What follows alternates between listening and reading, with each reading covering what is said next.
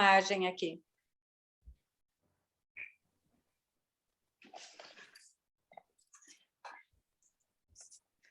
Queridos amigos, companheiros de caminhada, aqui estamos mais uma vez reunidos em nome de Jesus, em nome do amor, em nome do progresso. E é com muita alegria que eu os convido a nos conectarmos com toda a egrégora da Casa Lucas de Assis, Tia Ziza, Lucas de Assis, irmãos franciscanos, as irmãs Clarissas. Nos conectamos com a egrégora encarregada, com toda a equipe encarregada dos ensinamentos, dos estudos, e que nos auxiliam neste aprendizado. Assim, vamos progredindo juntos e iluminando cada vez mais todos que estão à nossa volta também, o planeta. E que Deus nos abençoe e que possamos tirar muitas coisas boas deste livro, deste assunto, nessa noite. Pai nosso que estais no céu, santificado seja o vosso nome, venha a nós o vosso reino, seja feita a vossa vontade, assim na terra como no céu. O pão nosso de cada dia nos dai hoje, perdoai as nossas ofensas, assim como nós perdoamos a quem nos tem ofendido. E não nos deixeis cair em tentação, mas livrai-nos de todo o mal, ó Pai Todo-Poderoso, que assim seja. Então, vamos dar sequência então, ao nosso estudo da obra Paulo e Estevão, no capítulo 6, Peregrinações e Sacrifícios, que no PDF, a gente parou na última aula, ali pela página 254. Bom, até essa fase aí que a gente já tratou, né, a peregrinação do Paulo com o Barnabé, passa até aquela questão humana dele, que ele ficou um pouco ressentido com João Marcos, e acaba, mais adiante, o Barnabé e o João Marcos vão para a ilha de Chipre, que é a origem lá do Barnabé, propriamente. Mas tudo isso, tá claro que com o impulsionamento humano, o ressentimento que teve Paulo, que é uma coisa que fica bem evidente, né? Tanto lá nos Atos dos Apóstolos, como aí com mais detalhes nessa obra, que é contada pelo outro lado, inclusive com a anuência do próprio Paulo, né? Que participou da obra. Agora, essa questão humana, ele com o João Marcos, foi fundamental também, porque aí vai o Barnabé mais adiante, seguir para Chipre, ter uma outra trajetória, e o João Marcos continua depois em contato com o Pedro, recebendo uma bagagem bem relevante de toda a vivência do Pedro com Jesus e toda a peregrinação primitiva lá do cristianismo, e que ele vai registrar depois no Evangelho de Marcos, né, o chamado Evangelho de Marcos. Mas, junto nessa parte do capítulo, há a inserção de uma outra figura que a gente já tratou também, do médico Lucas, né? E o Lucas, já uma pessoa mais preparada, é um médico até então, e ele acaba, por um desprendimento pessoal, passa a se agregar na trajetória do Saulo, né, do Paulo.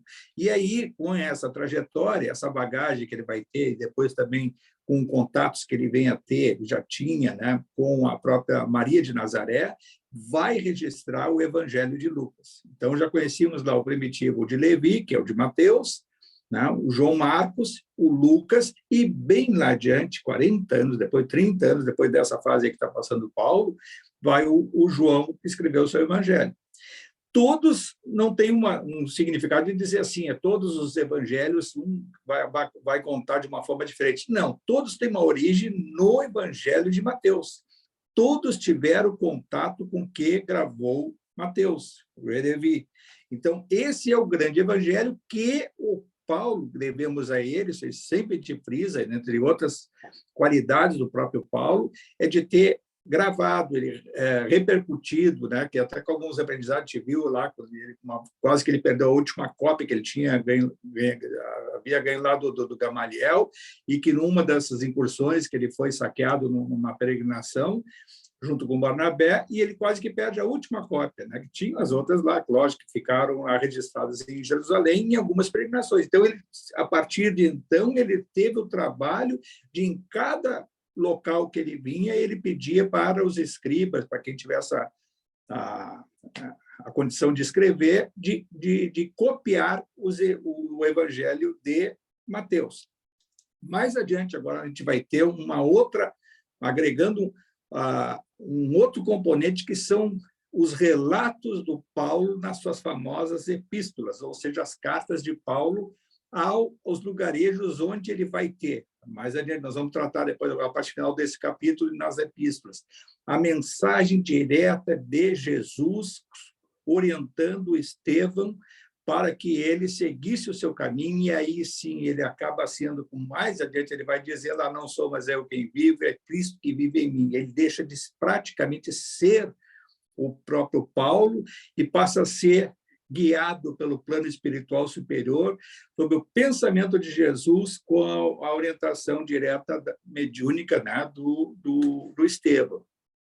Mais adiante a gente vai ver, na viagem a gente registra aí a pior viagem que ele teve de resultado, a gente vai tratar, foi lá para a Grécia, foi em Atenas, e onde ele se defrontou com muito simbolismo, muito culto a determinadas figuras, né, de deuses, a própria influência direta da mitologia grega, e aquela idolatria que os gregos tinham, e lá foi o ambiente menos profícuo, o ambiente em que mais ele se sobressaiu, sob o ponto de vista intelectual, que ele fez pronunciamentos lá, homéricos, sob o ponto de vista assim, da intelectualidade, buscando os ensinamentos das escrituras antigas com a mensagem de Jesus e tentando mesclar com aquela figura da mitologia grega, mas não teve o seu intento. Mas e lá ele teve a participação direta do Estevão, e a gente vai ver, mas quer dizer, se sabe, né, sob o ponto de vista espiritual,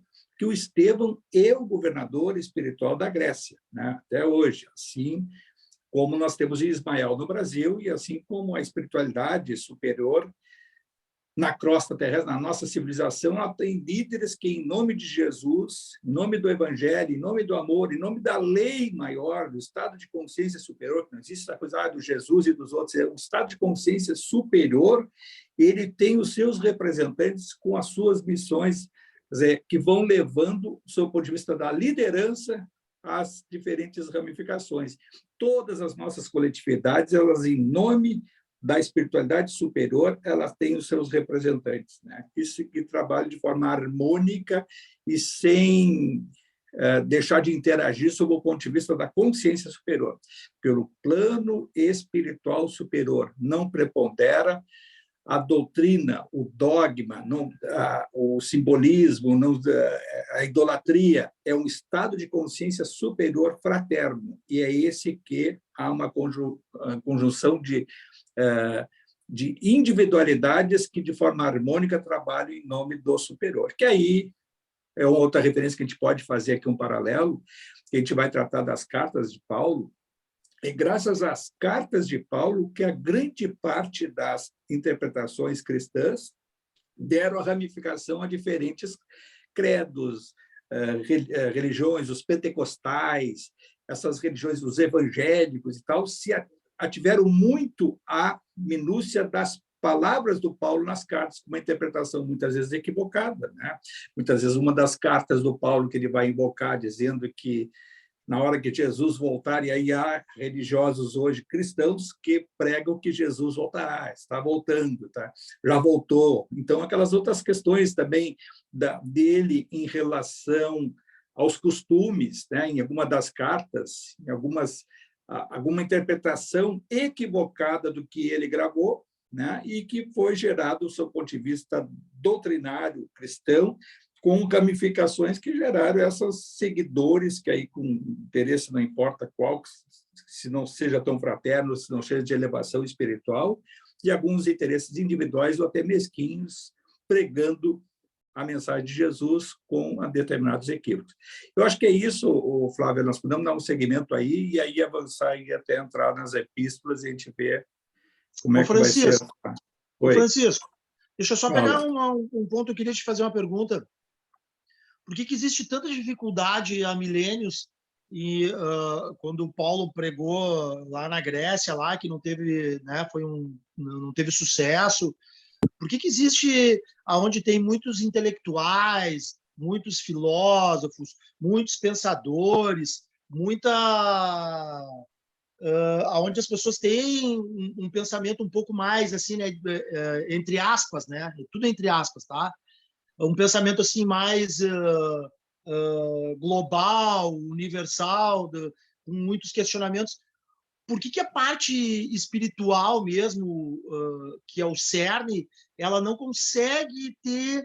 Até hoje isso acontece, né? Até hoje, é só para fazer um parâmetro. Por que não consegue ter uma penetração assim extremamente Eu entendo forte? o que quer dizer, mas a grande dificuldade está no dogma. Tá? Porque, na realidade, a pessoa que tem alguma formação intelectual, um pensamento mais universal, né? Filosófico, assim, por exemplo, enviados de Deus, da espiritualidade superior, eles vieram pelo caminho da filosofia. Né? A gente vai ver, no Oriente, lá vai ler desde Lao Tse, Confúcio, e vem lá os indianos e tal, e vem os que depois foram seguir os caminhos de Jesus. A gente vai pegar lá o Chico Xavier, que foi João, que foi Francisco de Assis, que foi Kardec, foi Platão. Então, a forma de pensar do raciocínio, quer dizer, a fé raciocinada, ela é muito mais permeável a quem tem uma bagagem intelectual do que, muitas vezes, quem tem que seguir dogmas e é assim e não tem discussão. Isso eu me lembro, eu fui ter formação católica, eu tive que ouvir no catecismo, aquelas coisas de primeira comunhão e tudo, de freiras e padres dando ali aquelas orientações, aulinhas, e algumas coisas que eu até perguntava, meio ingenuamente, de querer só saber do porquê, como tu está fazendo agora, assim, não, isso aí não se discute. Isso aí é a palavra de Deus. Assim como, se a gente pegar esse estudo profundo da obra de Paulo, das cartas de Paulo, quando tem essas imagens que vai ser o Estevão que vai passar para ele, e vai ser Jesus mesmo que ele descreve nessa obra, com detalhes, como é que se deu o encontro dele com Jesus, os religiosos dogmáticos, eles dizem que guiado por Deus, Deus é que passou, a voz de Deus, quer dizer, não querer inserir esse mundo espiritual. Agora, é fácil para uma pessoa que desprovida um pouquinho de capacidade intelectual de ouvir por que as igrejas, muitas vezes, aqueles assim, pessoas estão em processo de sofrimento profundo, é muito mais fácil ouvir um pastor dizer, e aí falar a palavra difícil das escrituras e tal, e direcionar o problema individual da pessoa e dizer assim, vem de Deus. Não, e aí vem é a forma persuasiva, como se fosse vender uma ideia, vendedores de ideia. E eles vendem aquela proposta, e aí a fé da pessoa, que tem que ser dogmática, eu tenho que acreditar e não botar, opa, tu não está tendo fé, e isso não cabe a nós espíritas, nós temos que revogar todas essas coisas e viver essa essência do Paulo, essa essência das cartas do Paulo, a essência do que toda a missão que ele teve aí, olha, incomparável, não existe espírito que tenha encarnado levando a mensagem de Jesus de uma forma tão assim dedicada, com todas as dificuldades que tenha sido Paulo. Isso que ele foi tudo aquilo que a gente viu na primeira parte dessa obra, aquela coisa do perseguidor que se transforma, e a gente vê nesses detalhes, quem de nós passaria por 1% do que passou pelo Paulo?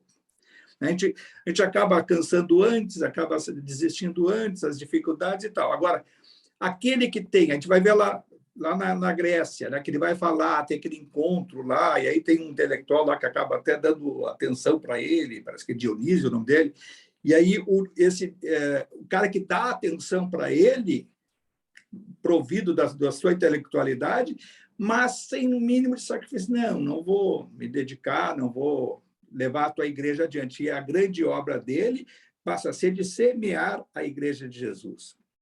E aí ele consegue fortalecer a fé dele, foi exatamente pelas imagens que ele passa a ter de Jesus, assim, de sentir a presença de Jesus com a designação do Estevão para que venha acompanhá-lo, inclusive intuitivamente passando os textos das cartas.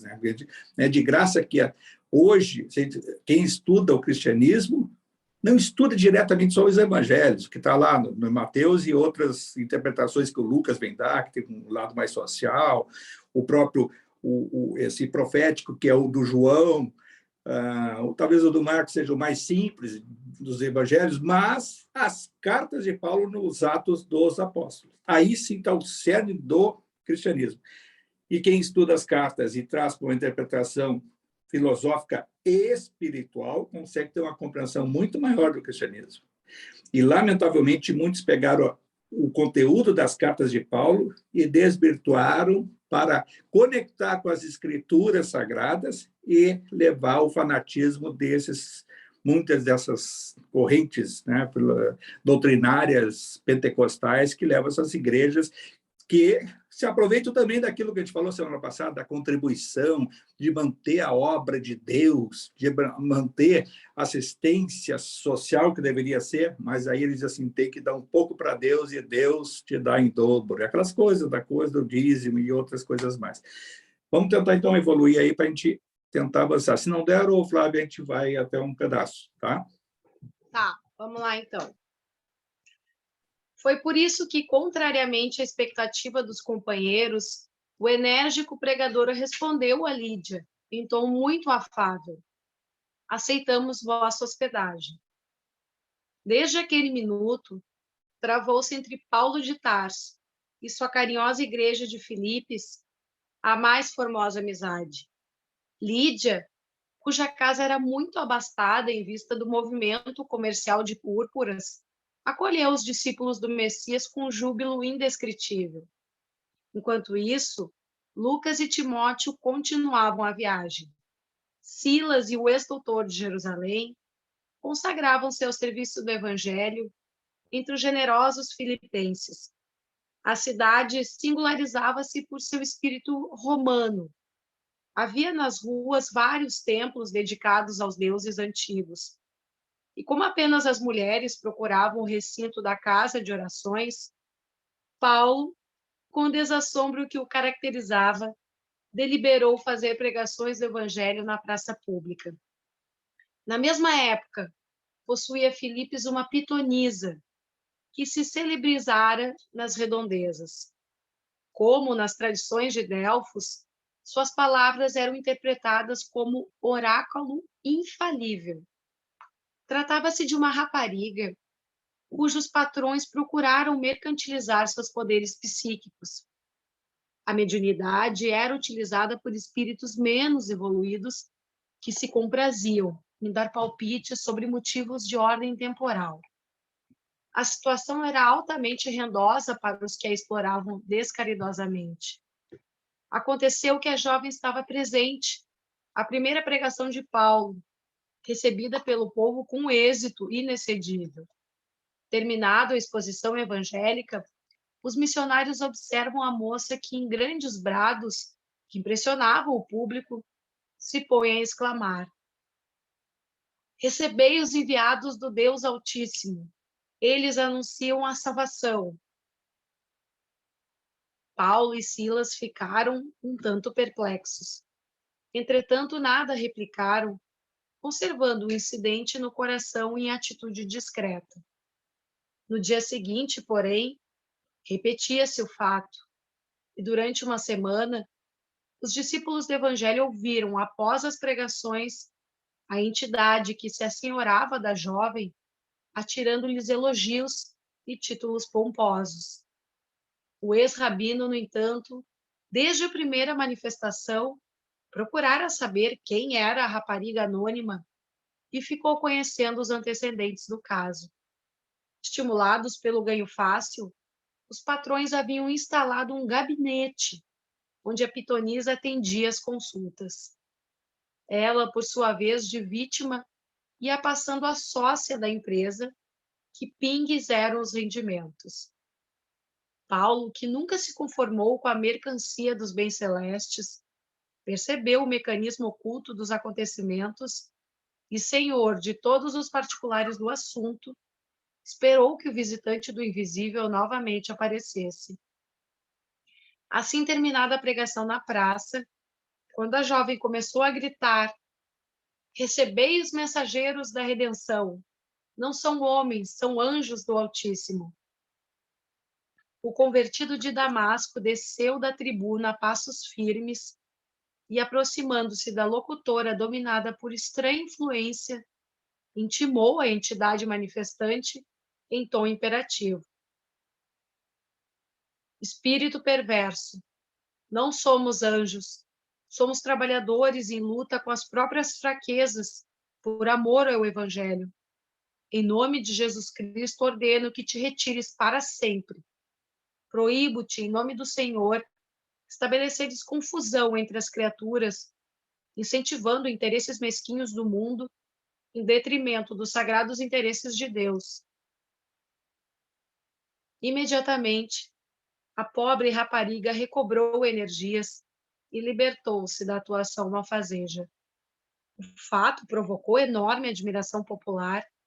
O próprio Silas, que de algum modo se comprazia em ouvir as afirmações da pitonisa, interpretando-as como um conforto espiritual, estava boquiaberto. Quando se viram a sós, quis lhe dissesse Paulo os motivos que o levaram a semelhante atitude e perguntou-lhe: "Acaso não falava ela do nome de Deus? Sua propaganda não seria para nós valioso auxílio?"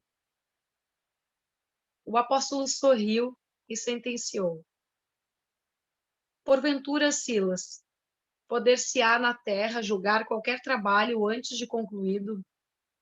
Aquele espírito poderia falar em Deus, mas não vinha de Deus. Que fizemos para receber elogios?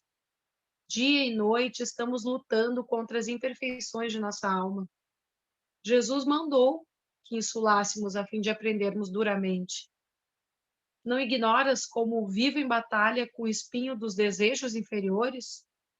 Então, não seria justo aceitarmos títulos imerecidos quando o mestre rejeitou o qualificativo de bom? Claro que se aquele espírito viesse de Jesus, outras seriam as suas palavras. Estimularia nosso esforço, compreendendo nossas fraquezas. Além do mais, procurei informar-me a respeito da jovem e sei que ela é hoje a chave de grande movimento comercial."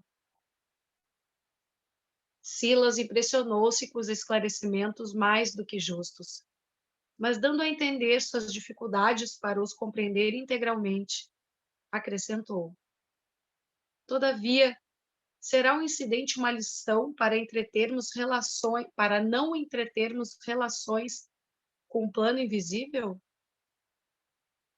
Como pudeste chegar a semelhante conclusão?" respondeu o ex-rabino muito admirado. "O cristianismo sem o profetismo seria um corpo sem alma. Se fecharmos a porta de comunicação com a esfera do mestre, como receber seus ensinos? Os sacerdotes são homens, os templos são de pedra. Que seria de nossa tarefa sem as luzes do plano superior? Do solo brota muito alimento, mas apenas para o corpo. Para a nutrição do espírito é necessário abrir as possibilidades de nossa alma para o alto e contar com o amparo divino. Nesse particular, toda a nossa atividade repousa nas dádivas recebidas. Já pensaste no Cristo sem ressurreição e sem intercâmbio com os discípulos? Ninguém poderá fechar as portas que nos comunicam com o céu. O Cristo está vivo e nunca morrerá. Conviveu com os amigos depois do Calvário, em Jerusalém e na Galiléia. Trouxe uma chuva de luz e sabedoria aos cooperadores galileus do Pentecostes. Chamou-me às portas de Damasco. Mandou um emissário para a libertação de Pedro, quando o generoso pescador chorava no cárcere. A voz de Paulo tinha acentos maravilhosos nessas profundas evocações. Silas compreendeu e calou-se, de olhos rasos de pranto. O incidente, entretanto, teria mais vastas repercussões, além daquelas que os apóstolos do Mestre poderiam esperar. A pitonisa não mais recebeu a visita da entidade que distribuía palpites de toda sorte. Em vão, os consulentes viciados lhe bateram à porta. Vendo-se privados da renda fácil, os prejudicados fomentaram um largo movimento de revolta contra os missionários. Espalhava-se o boato de que Filipes, em virtude da audácia do pregador revolucionário, fora privada da assistência dos Espíritos de Deus. Os fanáticos exaltaram-se. Daí a 3 dias, Paulo e Silas foram surpreendidos em plena praça com o ataque do povo e foram presos a troncos pesadíssimos e flagelados sem compaixão. Sob os apupos da massa ignorante, submeteram-se com humildade ao suplício. Quando sangravam sob as varas impiedosas, houve a intervenção das autoridades. Foram então conduzidos ao cárcere, abatidos e cambaleantes. Dentro da noite escura e dolorosa, incapacitados de dormir pelas dores crudelíssimas, os discípulos de Jesus vigiaram em preces ungidas de luminoso fervor. Lá fora, rugia a tempestade em trovões terríveis e ventos sibilantes. Filipes inteira parecia abalada em seus alicerces pela tormenta fragorosa. Passava da meia-noite e os 2 apóstolos oravam em voz alta. Os prisioneiros vizinhos, vendo-os em oração, pareciam acompanhá-los pela expressão do rosto. Paulo contemplou-os através das grades e, aproximando-se a custo, começou a pregar o reino de Deus. Ao comentar a tempestade imprevista que se abatera sobre o ânimo dos discípulos, enquanto Jesus dormia na barca, um fato maravilhoso feriu os olhos dos encarcerados. As portas pesadas das numerosas celas se abriram sem ruído. Silas ficou lívido. Paulo compreendeu e saiu ao encontro dos companheiros. Continuou pregando as verdades eternas do Senhor com entonação impressionante. E vendo umas dezenas de homens de peito hirsuto, barbas longas, fisionomias taciturnas, como se estivessem plenamente esquecidos do mundo, o apóstolo dos gentios falou com mais entusiasmo da missão do Cristo e pediu que ninguém tentasse fugir. Os que se reconhecessem culpados agradecessem ao Pai os benefícios da corrigenda. Os que se julgassem inocentes dessem expansão ao regozijo, porque só os martírios do justo podiam salvar o mundo. Esses argumentos de Paulo contiveram toda a estranha e reduzida assembleia. Ninguém procurou alcançar a porta de saída, senão que, reunindo-se em torno daquele desconhecido, que tão bem sabia falar aos desgraçados, muitos se ajoelharam em pranto, convertendo-se ao Salvador, que ele anunciava com bondade e energia. Ao alvorecer, amainada tormenta, levanta-se o carcereiro perturbado pelo vozerio singular. Vendo as portas abertas e temendo a sua responsabilidade, tenta matar-se instintivamente, mas Paulo avança e impossibilita-lhe o gesto extremo, explicando-lhe a ocorrência. Todos os encarcerados regressaram humildes ao seu cubículo. Lucano, o carcereiro, converte-se à nova doutrina. Antes que a claridade diurna invadisse a paisagem, ei-lo que traz aos apóstolos os socorros de emergência. Pensando-lhe as feridas, sensibilizado como nunca. Residindo ali mesmo, conduz os discípulos ao interior doméstico, manda servir-lhes alimento e vinho reconfortante. Logo nas primeiras horas, os juízes filipenses são informados dos fatos. Cheios de temor, mandam libertar os pregadores. Mas Paulo, desejando oferecer garantias ao serviço cristão que se iniciava na igreja fundada em casa de Lídia, alega sua condição de cidadão romano a fim de infundir mais respeito aos magistrados de Filipos pelas ideias do profeta Nazareno. Recusa a ordem de soltura para exigir a presença dos juízes, que comparecem receosos. O apóstolo anuncia-lhes o reino de Deus e, exibindo seus títulos, obriga-os a escutar suas dissertações relativamente a Jesus.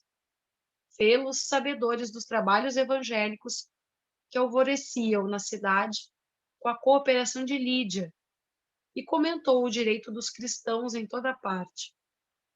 Os magistrados apresentaram-lhe desculpas, garantiram a manutenção da paz para a igreja nascente e, alegando a extensão de suas responsabilidades perante o povo, rogaram a Paulo e Silas que deixassem a cidade para evitar novos tumultos. O ex-rabino sentiu-se satisfeito e, voltando à residência da generosa purpureira, em companhia de Silas, que lhe reconhecia a fortaleza, sem dissimular o grande espanto, ali demorou alguns dias, traçando o programa dos trabalhos da nova sementeira de Jesus. Em seguida, rumou para Tessalônica, escalando em todos os recantos onde houvesse sítios ou aldeias, à espera de notícias do Salvador. Nesse novo centro de lutas, reencontraram Lucas e Timóteo, que os aguardavam ansiosos. Os trabalhos seguiram ativíssimos. Em toda parte, os mesmos choques. Judeus preconceituosos, homens de má fé, ingratos e indiferentes, conluiavavam-se contra o ex-doutor de Jerusalém e seus devotados companheiros. Paulo mantinha-se forte, superior nas mínimas refregas. Sobrevinham dissabores, angústias na praça pública, acusações injustas, calúnias cruéis. Poderosas ameaças caíam, às vezes, inesperadamente, sobre o desinteresse divino de suas obras. Mas o valoroso discípulo do Senhor prosseguia sempre, sereno e firme, através das tormentas, vivendo estritamente do seu trabalho e compelindo os amigos a fazerem o mesmo. Era indispensável que Jesus triunfasse nos corações. Esse é o seu programa primordial. Desatendia a qualquer capricho, sobrepunha essa realidade a quaisquer conveniências, e a missão continuava entre dores e obstáculos formidandos, mas segura e vitoriosa em sua divina finalidade. Depois de incontáveis atritos com os judeus em Tessalônica, o ex-rabino resolveu transferir-se para Bereia. Novos labores, novas dedicações e novos martírios. Os trabalhos missionários, iniciados sempre em paz, continuavam debaixo de lutas extremas. Os judeus rigorosos de Tessalônica não faltaram em Bereia. A cidade movimentou-se contra os discípulos do Evangelho. Os anônimos exaltaram-se. Lucas, Timóteo e Silas foram obrigados a afastar-se, perambulando pelas aldeias circunvizinhas. Paulo foi preso e açoitado. À custa de grandes sacrifícios dos simpatizantes de Jesus, deram-lhe liberdade, com a condição de retirar-se dentro do menor prazo possível. O ex-rabino acendeu prontamente. Sabia que atrás de si, através de esforços insanos, sempre ficaria uma igreja doméstica, que se alargaria ao infinito, bafejada pela misericórdia do Mestre, a fim de proclamar a excelência da Boa Nova. Era noite, quando os irmãos de Ideal conseguiram trazê-lo do cárcere para a via pública. O apóstolo dos gentios procurou informar-se sobre os companheiros e soube das vicissitudes que o assoberbavam. Lembrou que Silas e Lucas estavam doentes, que Timóteo necessitava encontrar-se com a sua mãe no porto de Corinto. Era melhor proporcionar aos amigos uma trégua no vórtice das atividades renovadoras. Não seria justo requisitar-lhes a cooperação quando ele próprio experimentava a necessidade de repouso. Os irmãos de Bereia insistiam pela sua partida. Era uma temeridade provocar novos atritos. Foi aí que Paulo deliberou pôr em prática um velho plano. Visitaria Atenas, satisfazendo um velho ideal. Muitas vezes, impressionado com a cultura helênica recebida em Tarso, alimentara o desejo de conhecer os monumentos gloriosos, os templos soberbos, o espírito sábio e livre. Quando ainda muito jovem, cogitara dessa visita à cidade magnificente dos velhos deuses, disposto a levar-lhe os tesouros da fé guardados em Jerusalém. Procuraria as assembleias cultas e independentes e falaria de Moisés e da sua lei. Pensando agora na realização de tal projeto, considerava que levaria luzes muito mais ricas ao espírito ateniense. Anunciaria à cidade famosa o evangelho de Jesus. Certo, quando falasse na praça pública, não encontraria os tumultos tão do gosto israelita. Antegozava o prazer de falar à multidão afeiçoada ao trato das coisas espirituais. Indubitavelmente, os filósofos esperavam notícias do Cristo com impaciência. Teriam nas suas pregações evangélicas o verdadeiro sentido da vida. Embalado por essas esperanças, o apóstolo dos gentios decidiu a viagem, acompanhado de alguns amigos mais fiéis. Estes, porém, regressaram das portas atenienses, deixando-o completamente só. Paulo penetrou na cidade possuído de grande comoção. Atenas ainda ostentava numerosas belezas exteriores. Os monumentos de suas tradições veneráveis estavam quase todos de pé. Brandas harmonias vibravam no céu muito azul. Vales risonhos atapetavam-se de flores e perfumes. A grande alma do apóstolo extasiou-se na contemplação da natureza. Recordou os nobres filósofos que haviam respirado aqueles mesmos ares. Rememorou os fatos gloriosos do passado ateniense, sentindo-se transportado a maravilhoso santuário. Entretanto, o transeunte das ruas não lhe podia ver a alma, e de Paulo viram apenas o corpo esquálido que as privações tornaram exótico. Muita gente o tomou por mendigo, farrapo humano da grande massa que chegava em fluxo contínuo do Oriente desamparado. O emissário do Evangelho, no entusiasmo de suas generosas intenções, não podia perceber as desencontradas opiniões a seu respeito. Cheio de bom ânimo, resolveu pregar na praça pública na tarde desse mesmo dia. Ansiava por defrontar o espírito ateniense, tal como já defrontara as grandezas materiais da cidade. Seu esforço, no entanto, foi seguido de penoso insucesso. Inúmeras pessoas aproximaram-se no primeiro momento, mas quando lhe ouviram as referências a Jesus e à ressurreição, grande parte dos assistentes rompeu em gargalhadas de irritante ironia. Será este filósofo um novo Deus? Perguntava um transeunte com ar de pilhéria. Está muito desajeitado para tanto, respondia o interpelado. Onde já se viu um Deus assim? Indagava ainda outro. Vede como lhe tremem as mãos. Parece doente, enfraquecido. A barba é selvagem. Está cheio de cicatrizes. E louco! Exclamava um ancião com vastas presunções de sabedoria. Não percamos tempo. Paulo tudo ouvia, notou a fila dos retirantes, indiferentes e endurecidos, e experimentou muito frio no coração. Atenas estava muito distanciada das suas esperanças. A Assembleia Popular deu-lhe a impressão de enorme ajuntamento de criaturas envenenadas, de falsa cultura. Por mais de uma semana perseverou nas pregações públicas sem resultados apreciáveis. Ninguém se interessou por Jesus e muito menos em oferecer-lhe hospedagem por uma simples questão de simpatia. Era a primeira vez, desde que iniciara a tarefa missionária, que se retiraria de uma cidade sem fundar uma igreja.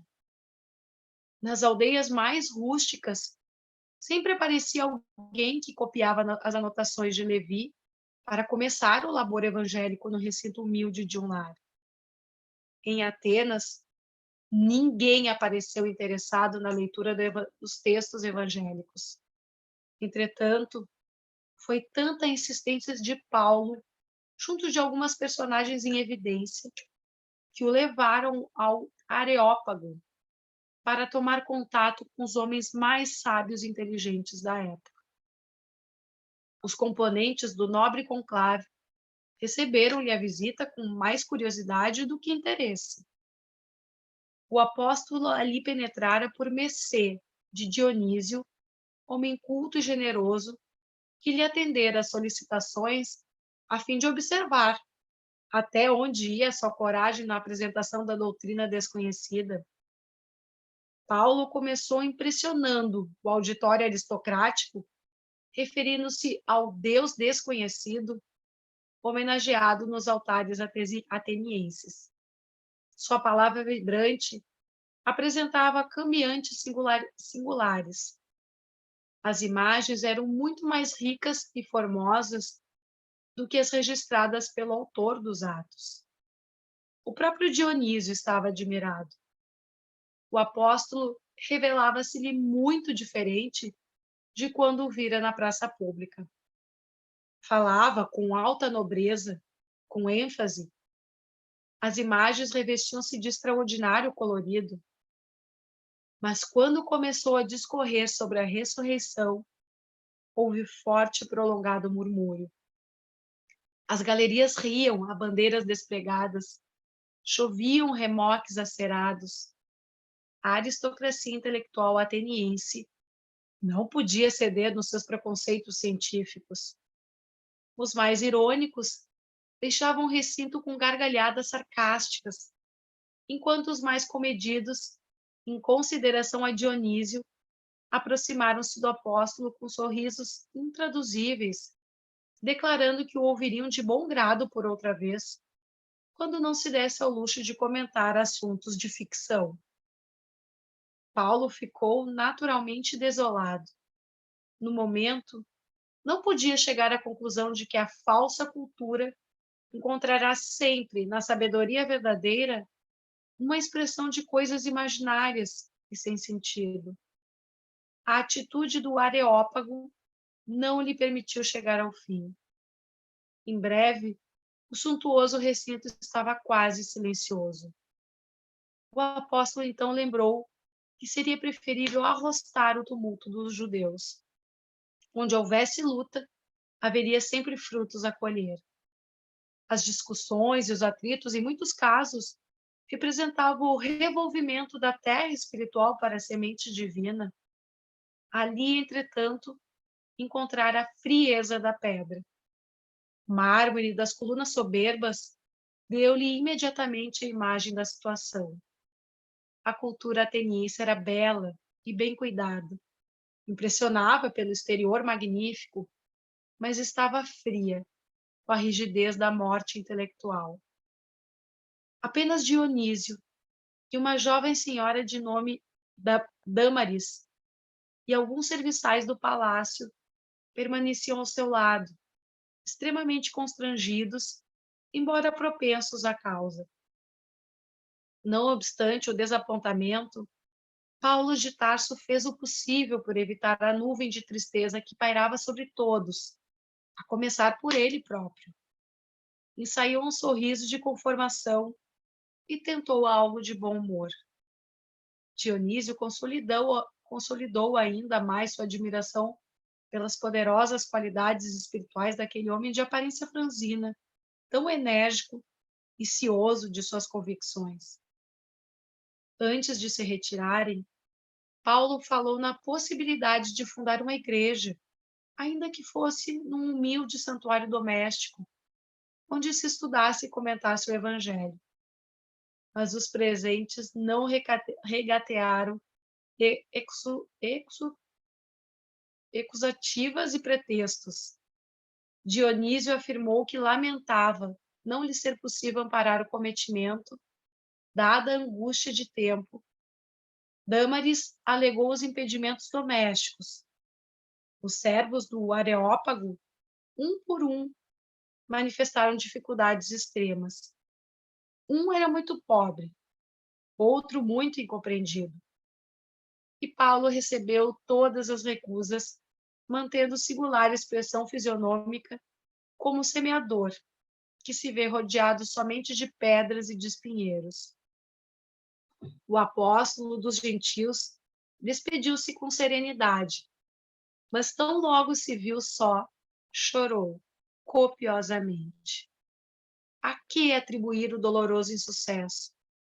Não pôde compreender imediatamente que Atenas padecia de seculares intoxicações intelectuais, e supondo-se desamparado pelas energias do plano superior, o ex-rabino deu expansão a terrível desalento. Não se conformava com a frieza geral, mesmo porque a nova doutrina não lhe pertencia, e sim ao Cristo. Quando não chorava refletindo na própria dor, chorava pelo Mestre, julgando que ele, Paulo, não havia correspondido à expectativa do Salvador. Por muitos dias, não conseguiu desfazer a nuvem de preocupações que lhe ensombrou a alma. Todavia, encomendava-se a Jesus e suplicava-lhe proteção para os grandes deveres da sua vida. Nesse vulcão de incertezas e amarguras, surgiu o socorro do Mestre ao apóstolo bem-amado. Timóteo chegara de Corinto, carregado de boas notícias. Tá bom aí, Final Flávio. do capítulo. Tá. Eu acho assim que, terminando esse capítulo, a gente já cada vez está aprofundando mais assim essa incursão do Paulo, toda a obra dele, essa missão que ele teve. Cabe assim sempre não é fazer a interpretação do que a gente estuda, lê, mas trazer sempre aquela mensagem que fica para nós. Aí é uma pergunta assim que eu fico me fazendo assim: quem entre os apóstolos, os discípulos de Jesus naquela época, poderia ser o melhor personagem para levar essa luta como levou essa missão o Paulo? Só ele. Essa incursão que ele teve lá em Atenas, na Grécia, foi mais assim por uma evocação pessoal dele, aquele Saulo antigo, aquele rabino, aquele intelectual que estudou a história antiga, a mitologia grega, e diz assim, ele carregava com ele aquela aspiração de um dia visitar Atenas, e aquela coisa que tinha, né, até aquela época até hoje, os dias de hoje, que a gente vê assim, a intelectualidade, aquela mística de achar assim a superioridade humana, ele ia encontrar lá e achava que, dando o melhor dele, e deu o melhor dele, foi uma das pregações mais intelectualizadas, de maior conteúdo, foi lá em Atenas, e onde ele teve a pior acolhida. Foi assim, no máximo ali aquela simpatia do Dionísio, aquela outra senhora ali, e mesmo assim por um orgulho, por um distanciamento, a visão externa das pessoas, né? aquela condição humana de dizer assim, esse homem barbudo, esse velhaco, cheio de cicatrizes, não serve para nós, esse não é digno para dizer todas essas coisas e confrontar a nossa idolatria aos deuses, a nossa mitologia, a nossa superioridade intelectual, que sempre foi essa pregação dos atenienses até então, né? Então, ninguém melhor do que o Paulo, e é exatamente esse ponto aí que ele entra em amargura, e às vezes a gente está passando essas fases aí, essas viagens dele, parece assim que foi de uma semana e outra, né? Isso aí, na realidade, ele fica Ele levou 2 anos para chegar até lá, tá? Foi uma peregrinação. Quer dizer, toda essa trajetória do Paulo ela vai acabar lá em 65, né? Ela começou lá pelo ano 34, 35. Ele perseguindo no ano 34, 35, se converte no ano 35 para 36, e ali a peregrinação dele vai até o ano 65. Tá? Mais ou menos 64, 65, ele vai sucumbir lá diante de Nero, em Roma. E essas peregrinações todas parecem, assim, para nós lendo isso aí, parece daqui 1 mês, 2 meses, 2 semanas, 2 anos, né? Ficou lá, depois ficar preso um bom tempo, a recuperação dele da saúde, dessas torturas, dessa violência toda, aquelas cicatrizes que o povo estava dizendo assim, que esse homem, com essa aparência, né, quase que monstrenga, de toda a atrocidade que ele foi vítima, né, ao longo da sua peregrinação.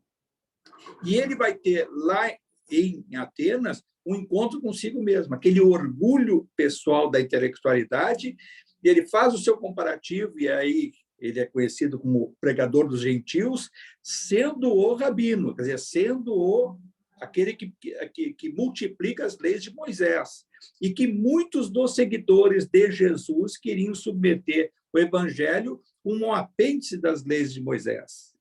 Aí, olha só a personalidade do Paulo, sendo rabino, intelectual, e ele que foi a razão de transformação do cristianismo quando ele enfrentou em Jerusalém, enfrentou o Tiago menor, o filho de Alfeu, que queria seguir com o judaísmo dentro do esquema do Evangelho de Jesus, claro, com as suas razões, com determinadas coisas, porque eu não posso ir afrontar a Jerusalém, os rabinos, Sinédrio, porque nós vamos sucumbir. Em parte, a gente viu que o Pedro foi o mediador dessa questão, intuído também por Jesus, né, com toda essa concepção superior, da espiritualidade superior, guiando os fatos, mas sempre reconhecendo, a gente tem que reconhecer que existe a influência das trevas. Desde aquela pitonisa que estava lá, com o dom mediúnico que tinha, sendo ela uma pitonisa, servia de forma mercantilista para que tivesse admiração popular.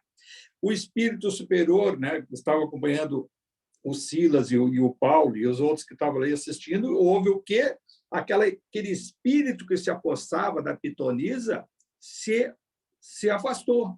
Quer dizer, o gadareno lá, que estava lá no Evangelho, quer dizer, foi desobsidiada.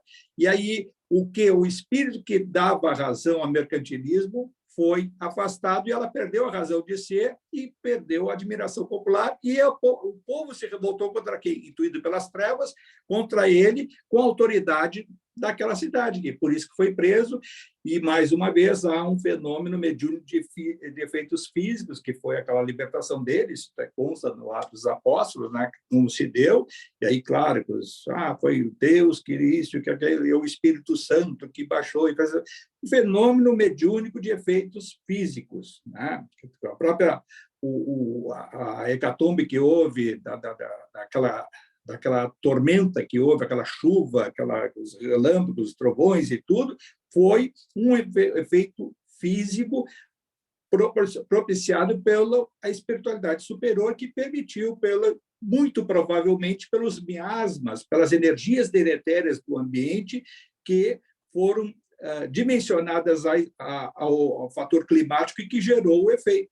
Né? Porque isso a gente sabe, vai estudar outras obras do Espiritismo, a gente sabe o quanto que a gente deve à espiritualidade os efeitos dos elementos da natureza, espíritos elementares. Né? Tem obras aí do Paulino Garcia e outros lá, o próprio Odilon e o Inácio Ferreira falam disso, e até na obra do André Luiz. Né?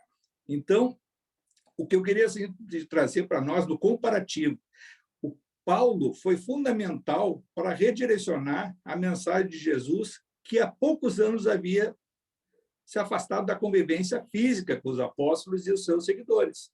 Ele redireciona o Evangelho de Jesus baseado no quê? Nos escritos que ele estudou, à luz do quê? Do que ele já conhecia, do seu cabedal intelectual que ele tinha como ex-rabino. E aí, espiritualmente, qual é a outra volta do Paulo aos nossos tempos? Ele vem reencarnar como Martinho Lutero. Tá? Na época da Inquisição, na época em que a Igreja já havia absorvido o Evangelho sob determinadas condições do Império Romano, ou seja, a Igreja Apostólica Romana, com concessões, já toda a história da Igreja Católica, com a permissão do Império Romano, com determinadas condições, seguindo determinados ditames, e o desvirtuamento da Igreja na Inquisição, vem a encarnação do Paulo na figura do Martim Lutero, que é que vem fazer a grande reforma, a proposta de reforma da Igreja, né? A famosa das tábuas, 96 leis de Lutero. Mais adiante, os seguidores da doutrina do pensamento do Martim Lutero vêm fundar mais adiante a Igreja Luterana.